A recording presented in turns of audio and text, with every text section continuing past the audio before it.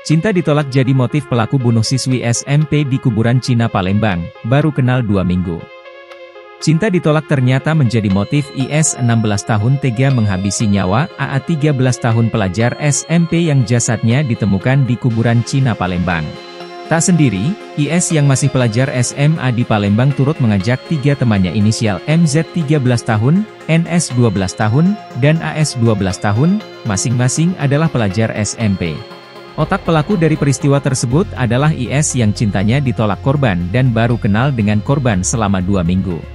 Perbuatan itu dilatari oleh perasaan cinta pelaku yang tidak tersampaikan, tapi tindakan tersebut sangat fatal yang akhirnya berdampak ke korban hingga meninggal dunia, ujar Kapolrestabes Palembang Kombes Pol Haryo Sugihartono, Kamis, 5 September 2024. Pilunya, tak hanya membunuh namun ketiga pelaku juga meruda paksa korban secara bergantian.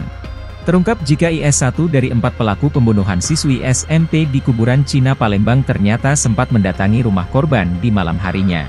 Seperti tidak merasa bersalah, IS datang untuk ikut yasinan di rumah almarhumah AA.